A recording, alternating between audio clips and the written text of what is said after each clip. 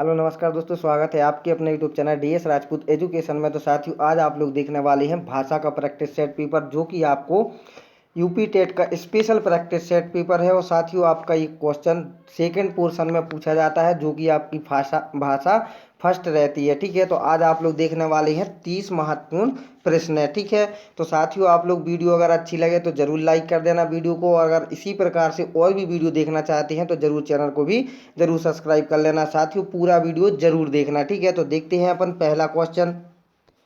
तो साथियों, जो पहला पोर्शन आपका इसमें रहा है, इसमें आपको एक पैराग्राफ आता है जिसमें कि आपको पढ़ना होता है, और पढ़ने के बाद आपको उसके आंसर देने होते हैं। ठीक है, तो ये आपके सामने पैराग्राफ दिया हुआ है, इसको आप लोग चाहें तो वीडियो को रोक कर पढ़ लें।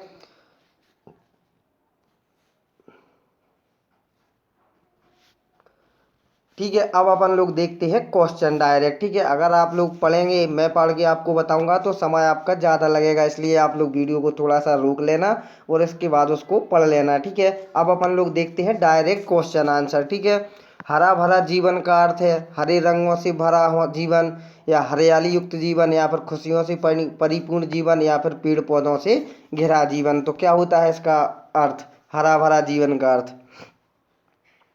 तो साथियों, इसका जो राइट आंसर होगा आपका, अगर आपको आंसर मालूम है तो आप लोग कमेंट करिएगा। ठीक है, तो साथियों, इसका जो राइट आंसर होगा वो खुशियों से परिपूर्ण जीवन आपका इसका जो अर्थ होगा, यानी कि हरा भरा जीवन। ठीक है, नेक्स्ट क्वेश्चन देखते हैं। कौन सी चीज़ें बाहर लेकर आती हैं? पहाड़ों की चोटियां, समस्त प्राकृतिक उपादान, या पेड़ों की हवा, या फिर नदियों की आवाज़? तो क्या हो जाएगा इसका राइट आंसर? तो साथियों, इसका जो राइट आंसर हो जाएगा आपका, वो आप लोग भी बताइएगा कमेंट करके। तो साथियों, इसका जो राइट आंसर होगा वो समस्त प्राकृतिक उपादान आपका राइट आंसर हो जाएगा। ये आपकी चीज़ें बाहर लेकर आती हैं। ठीक है, समस्त प्राकृतिक उपादान जैसे नदियाँ, पर्वत, हवा, पेड़ पौधे आदि ये क्या लेकर आती हैं? ये बाहर लेकर आते हैं। ठीक है, नेक्स्ट क्वेश्चन देखते हैं। यहाँ पर पूछा जा रहा है, कवि ने सृष्टि का उपहार किसे कहा है?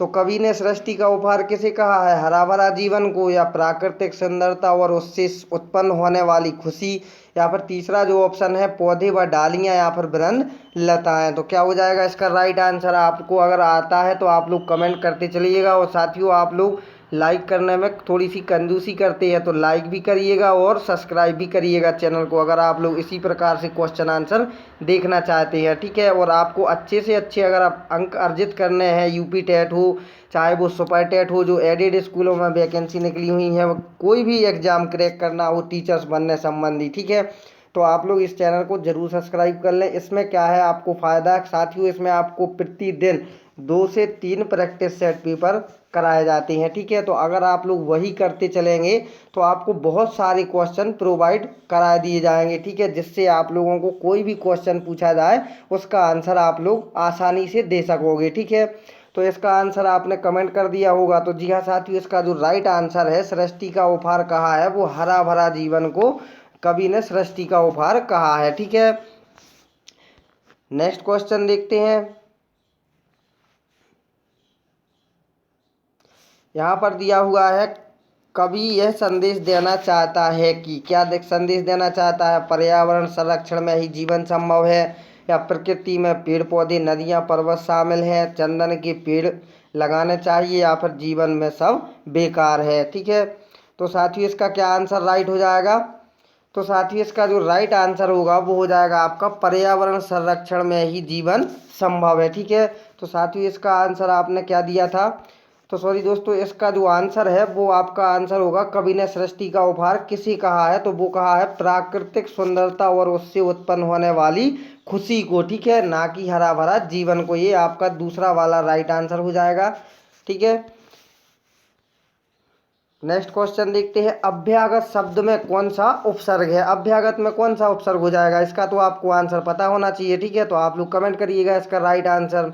अभ्यागत शब्द में कौन सा उपसर्ग हो जाएगा? उपसर्ग कहाँ लगता है साथियों? शब्द के आगे। ठीक है, कोई भी शब्द दिया हुआ है, जैसे अभ्यागत दिया हुआ है, तो इसमें जो उपसर्ग लगेगा वो आगे लगेगा। प्रत्यय जो पूछा जाता है वो पीछे का होता है। ठीक है, तो इसमें अभ्यागत में क्या उपसर्ग होगा? तो अभ्यागत में अभी प्लस आगत। ठीक है, अभी प्लस आपका आगत। ठीक है, तो क्या हो जाएगा उपसर्ग, अभी आपका उपसर्ग हो जाएगा। ठीक है, तो तीसरा जो विकल्प है वो आपका राइट आंसर हो जाएगा। ठीक है, रमणीय में कौन सा प्रत्यय है? ठीक है, आपको अभी मैंने बताया था कि जो प्रत्यय लगता है वो पीछे लगता है। ठीक है, जो उपसर्ग होता है वो आगे होता है। तो रमणीय में कौन सा प्रत्यय हो जाएगा? अनियर प्रत्यय, ये प्रत्यय, रम प्रत्यय या फिर णीय प्रत्यय। तो क्या हो जाएगा इसमें प्रत्यय आपका? तो साथियों इसमें जो आपका रमणीयर में प्रत्यय जो होगा उसमें अनियर आपका प्रत्यय हो जाएगा। ठीक है, अनियर, रमणीय, तो ठीक है, जो अनियर आपका प्रत्यय हो जाएगा। नेक्स्ट देखते हैं, श्री गुरु चरण सरोज रज निज मन मुकुर सुधार बरनो रघुवर विमल जसु जो दायक फल चारु। इसमें छंद है, क्या हो जाएगा? दोहा, सोरठा, रोला या फिर बरवे। तो ये आपको मालूम ही होगा, आप लोग जैसा कि आप लोग ये सभी जानते होंगे, ये भक्ति है महावीर की। ठीक है, तो क्या हो जाएगा इसका राइट आंसर? तो साथियों इसका जो राइट आंसर होगा वो आपका दोहा हो जाएगा। ठीक है, इसमें 24 मात्राएं होती हैं। प्रथम व तृतीय चरण में कितनी होती हैं? 13 मात्राएं होती हैं। और जो द्वितीय व चतुर्थ चरण होता है उसमें कितनी? 11 मात्राएं आपकी होती हैं। ठीक है, तो इसमें टोटल मिला के कितनी मात्राएं होती हैं? 24 होती हैं। किसमें? दोहा का आपको बताया जा रहा है। ठीक है, और इसमें प्रथम व तृतीय चरण में कितनी? 13 मात्राएं, और आपका जो द्वितीय और चतुर्थ चरण रहता है उसमें आपकी 11 मात्राएं होती हैं। अगर इसमें टोटल पूछ लिया जाए जो मात्राएं होती हैं तो उसमें होती हैं आपकी कितनी? 24 मात्राएं। ठीक है, तो ये क्या हो जाएगा? दोहा हो जाएगा। नेक्स्ट देखते हैं, इन शब्दों में से कौन सा शब्द हिंदी शब्दकोश में सबसे अंत में आएगा? तो कौन सा शब्द है इसमें से जो अंत में आएगा? क्लीब, क्रम, कृषक या फिर कृषाणु। तो क्या हो जाएगा इसका राइट आंसर? तो साथियों इसका जो राइट आंसर होगा वो हो जाएगा आपका क्लीब। ठीक है, तो हिंदी शब्दकोश में सबसे पहले क्या आएगा? कृषाणु, जो कि फर्स्ट नंबर होगा। इसके बाद आपका आएगा कृषक, जो कि सेकंड नंबर हो जाएगा।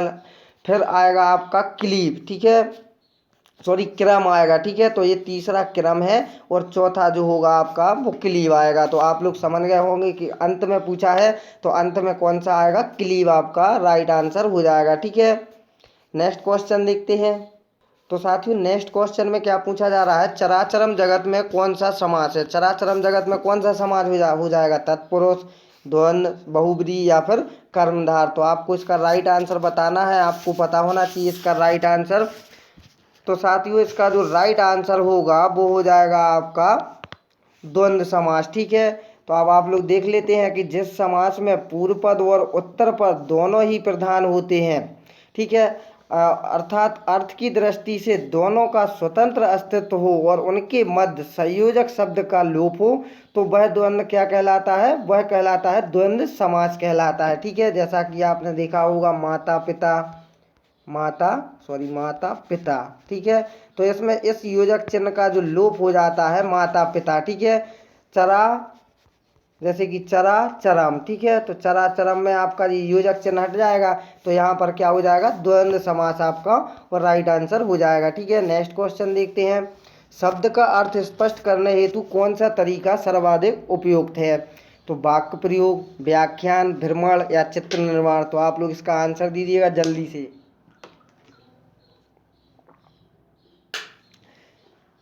तो आशा करता हूँ आपने इसका राइट आंसर दे दिया होगा। तो साथियों इसका जो राइट आंसर होगा वो हो जाएगा आपका वाक्य प्रयोग। ठीक है, शब्द का अर्थ स्पष्ट करने हेतु वाक्य प्रयोग क्या रहता है? सर्वाधिक उपयुक्त रहता है। ठीक है, भाषा शिक्षण की पद्धति नहीं है। भाषा शिक्षण की पद्धति कौन सी नहीं है इनमें से? किंडरगार्टन, मॉन्टेसरी, ड्रेकाली या अभिक्रमित अनुदेशन। तो क्या हो जाएगा इसका राइट आंसर? तो साथियों जो आपकी राइट आंसर इसका होगा वो हो जाएगा अभिक्रमित अनुदेशन। ठीक है, किंडरगार्टन, मॉन्टेसरी और ड्रेकाली जो भाषा है वो भाषा शिक्षण की पद्धतियां हैं, जबकि जो अभिक्रमित अनुदेशन है वो भाषा शिक्षण की पद्धति नहीं है। ठीक है, तो आपका राइट आंसर अभिक्रमित अनुदेशन आपका राइट आंसर हो जाएगा। ठीक है, बालक की प्रारंभिक शिक्षा उसकी मातृभाषा में दी जाए, या किसका मानना था? मॉन्टेसरी का, महात्मा गांधी जी का, या फ्रोवेल का, या फिर किलपैट्रिक का। तो क्या हो जाएगा इसका राइट आंसर? तो जी हाँ साथियों, आपका जो राइट आंसर होगा वो महात्मा गांधी जी का हो जाएगा ये कथन। ठीक है, इन्होंने कहा था कि बालक की जो प्रारंभिक शिक्षा है वो उसकी मातृभाषा में ही दी जानी चाहिए। ठीक है, नेक्स्ट क्वेश्चन देखते हैं। व्याकरण शिक्षण के लिए उपयुक्त नहीं है, तो व्याकरण शिक्षण के लिए क्या उपयुक्त नहीं है? आगमन प्रणाली, निगमन प्रणाली, अव्याकृति प्रणाली या फिर कक्षाभिनय प्रणाली। तो क्या हो जाएगा व्याकरण शिक्षण के लिए उपयुक्त जो नहीं है वो। ठीक है, तो आप लोग बताइएगा इसका राइट आंसर। तो साथियों जो उपयुक्त है वो आगमन प्रणाली उपयुक्त हो जाएगी, निगमन प्रणाली उपयुक्त हो जाएगी, अव्याकृति प्रणाली आपकी उपयुक्त हो जाएगी। लेकिन जो व्याकरण के लिए कक्षाभिनय प्रणाली है ये आपकी उपयुक्त नहीं होगी। तो आपका जो राइट आंसर है वो चौथा आपका राइट आंसर हो जाएगा। ठीक है, नेक्स्ट देखते हैं। आनंद कादम्बनी पत्रिका प्रकाशन कहाँ से होता है? जो आनंद कादम्बनी पत्रिका निकलती है उसका प्रकाशन कहाँ से, कौन से स्थान से होता है? बनारस से, मिर्ज़ापुर से, इलाहाबाद से या फिर लखनऊ से? आपको इसका राइट आंसर देना है, बताइए आप लोग जल्दी से। तो साथियों इसका जो राइट आंसर है वो हो जाएगा आपका मिर्ज़ापुर से होता है आनंद कादम्बनी पत्रिका का प्रकाशन। ठीक है, तो साथियों जो आनंद कादम्बनी का प्रकाशन होता है वो 1881 से इसका प्रकाशित होता है। ठीक है, इसमें किसने इसका वो किया था? बद्री नारायण चौधरी यानी कि प्रेमघन के द्वारा इसका जो प्रकाशन है वो मिर्ज़ापुर से किया गया था। ठीक है, नेक्स्ट क्वेश्चन देखते हैं। आदिकाल की रचना है, तो आदिकाल की कौन सी रचना है? अखरावट, छत्रसाल दशक, दीपशिखा या फिर खुमान रासो? तो क्या हो जाएगा इसका राइट आंसर? तो साथियों आदिकाल की जो रचना है वो खुमान रासो आपका राइट आंसर हो जाएगा। ठीक है, चौथा जो विकल्प है वो आपका राइट हो जाएगा। मलिक मोहम्मद जायसी की रचना है अखरावट। ठीक है, और भक्ति काल की रचना है भूषण की छत्रसाल दशक, रीति काल की रचना है महादेवी वर्मा यानी दीपशिखा, आधुनिक काल की रचना है जबकि दलपति विजय, ये खुमान रासो आदिकाल की रचना हो जाएगी। ठीक है, तो ये चौथा जो विकल्प है आपका वो राइट हो जाएगा। नेक्स्ट क्वेश्चन देखते हैं। हिंदी गद्य शिक्षण की जो पाठ्य योजना है इसका उद्देश्य कथन किस कौन से स्थान के बाद आता है? पूर्व ज्ञान के पश्चात, प्रस्तावना प्रश्न के पश्चात या फिर आदर्श भाषण के पश्चात या फिर मौन वाचन के पूर्व? तो क्या हो जाएगा इसका राइट आंसर? उद्देश्य कथन कब आता है पाठ्य योजना में? बताइए आप लोग इसका आंसर जल्दी से। तो साथियों इसका जो राइट आंसर आता है पाठ्य योजना में जो उद्देश्य कथन होता है वो प्रस्तावना प्रश्न के बाद आता है। ठीक है, उद्देश्य कथन जैसे कि आप लोगों ने बच्चों से क्लास में पहुंचेंगे और बच्चों से सवाल जवाब करेंगे और बच्चे जहां भी आपसे अटकेंगे या आपको आंसर नहीं दे पाएंगे वहीं आप लोग उनको शिक्षा देना प्रारंभ कर दोगे। ठीक है, तो इसीलिए प्रस्तावना प्रश्न के पश्चात ही पाठ्य योजना का उद्देश्य कथन आता है। ठीक है, नेक्स्ट देखते हैं। आचार्य रामचंद्र शुक्ल का निबंध संग्रह है, कौन सा है आचार्य रामचंद्र शुक्ल का निबंध संग्रह? माटी का फूल, चिंतामणि, क्षण बोले कण मुस्का या फिर आलोक पर्व? तो क्या हो जाएगा इसका राइट आंसर? तो साथियों इसका जो राइट आंसर हो जाएगा आचार्य रामचंद्र शुक्ल का जो निबंध संग्रह है वो चिंतामणि राइट हो जाएगा। ठीक है, चिंतामणि आचार्य रामचंद्र शुक्ल का निबंध संग्रह है। इसके अतिरिक्त भय, क्रोध, ईर्ष्या, घृणा, उत्साह, श्रद्धा, भक्ति, करुणा आदि भी क्या है? रामचंद्र शुक्ल के निबंध हैं। ठीक है, नेक्स्ट देखते हैं। राष्ट्रवादी कवि रामधारी सिंह दिनकर को उर्वशी के लिए ज्ञानपीठ पुरस्कार कौन से वर्ष में प्रदान किया गया था? 1971 में, 1972 में या फिर 1973 में? चौथा ऑप्शन है 1974 में। तो क्या हो जाएगा इसका राइट आंसर? तो जी हाँ साथियों इसका जो राइट आंसर हो जाएगा रामधारी सिंह दिनकर जी को जो ज्ञानपीठ पुरस्कार मिला था उर्वशी के लिए वो 1972 में प्रदान किया गया था। ठीक है, नेक्स्ट क्वेश्चन देखते हैं। सहज शब्द है, तो सहज शब्द कौन सा हो जाएगा? तत्सम, तद्भव, देशज या फिर आगत? तो क्या होगा इसका राइट आंसर? तो साथियों इसका जो राइट आंसर हो जाएगा आपका वो आगत हो जाएगा। ठीक है, नेक्स्ट क्वेश्चन देखते हैं। वनिता का प्रयोग किस अर्थ में होता है? वनिता का प्रयोग किस अर्थ में होता है? जंगल, स्त्री, पुस्तक या फिर व्यवसायी? तो क्या आंसर लगाओगे आप लोग इसका? साथियों आप लोग व्यवसाय लगाओगे क्या? नहीं ना? ठीक है, तो साथियों इसका जो राइट आंसर होगा वो हो जाएगा आपका स्त्री। ठीक है, वनिता का प्रयोग जो होता है वो स्त्री के अर्थ में होता है। ठीक है, नेक्स्ट क्वेश्चन देखते हैं। तो साथियों अगर आपको वीडियो अच्छी लगे तो आप लोग ज़रूर लाइक कर दें, अगर आपने अभी तक लाइक नहीं किया है वीडियो को। और अगर इसी प्रकार से और भी प्रैक्टिस सेट पेपर देखना चाहते हैं तो ज़रूर ज़रूर चैनल को सब्सक्राइब ज़रूर कर लें। साथ में बगल में जो बेल आइकन आएगा उसको भी ज़रूर आप लोग प्रेस कर लें। उससे क्या होगा, उससे आप लोग जैसे ही कोई हमारे चैनल में वीडियो अपलोड होगी उसका नोटिफिकेशन आपके लिए सबसे पहले पहुंच जाएगा और आप लोग उसका लाभ ले पाओगे। तो साथियों आपको प्रतिदिन कम से कम 2 से 3 प्रैक्टिस सेट पेपर प्रोवाइड कराए जाते हैं। अगर आप लोग वही देखते चले, ठीक है, तो आपको पेपर तक आपको एक भी ऐसा क्वेश्चन नहीं मिलेगा जो आपने उसको यहाँ पर नहीं पढ़ा है, ठीक है। तो इसलिए मैं आपसे कहता हूँ, क्योंकि आपका ना तो कोई चार्ज लगता है ना भी आपको कोई शुल्क देना होता है, आप लोग घर बैठे अच्छी से अच्छी तैयारी कर सकते हो, ठीक है। तो इसलिए आप लोग ज़रूर चैनल को सब्सक्राइब करें, ज़रूर वीडियो को लाइक करें। अगर किसी प्रकार से कोई आपको डाउट है, मन में शंका है, तो आप लोग ज़रूर हमें कमेंट में बता सकते हैं अपनी शंका को, ठीक है। तो मुकुंद किसका पर्याय हो जाएगा, विष्णु जी का, शिव का, सूर्य का या फिर कामदेव का? तो क्या हो जाएगा इसका राइट आंसर? तो मुकुंद जो पर्याय होता है वो विष्णु जी का पर्याय होता है, ठीक है।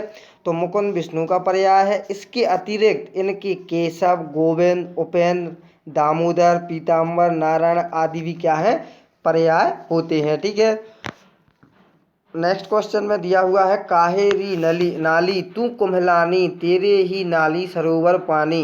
पंक्ति के रचनाकार कौन से हैं? जायसी, रैदास, कबीर या फिर दादू? क्या हो जाएगा इसका राइट आंसर? साथियों आप लोग भी देते चलिएगा आंसर। तो जी हाँ साथियों, इसका जो राइट आंसर हो जाएगा वो कबीर आपका राइट आंसर हो जाएगा, ठीक है। करपट का तद्भव रूप क्या हो जाएगा? कपट, कारपेट, कपूर या फिर कपड़ा? तो करपट का तद्भव आपको बताना है, ठीक है। तो करपट एक तत्सम शब्द है, इसका तद्भव रूप क्या हो जाएगा? तो इसका जो हो जाएगा वो कपड़ा आपका राइट आंसर हो जाएगा, ठीक है। नेक्स्ट देखते हैं, निम्नलिखित में बरतने की दृष्टि से कौन सा शब्द युग्म है वो आपको छांटना है। यहाँ पर बारात और बसंत लिखा हुआ है, उसको सही आपको छांटना है जो सही लिखा गया है, ठीक है। तो जल्दी से आप लोग पढ़िएगा, कमेंट दीजिएगा इसका 54 का, ठीक है।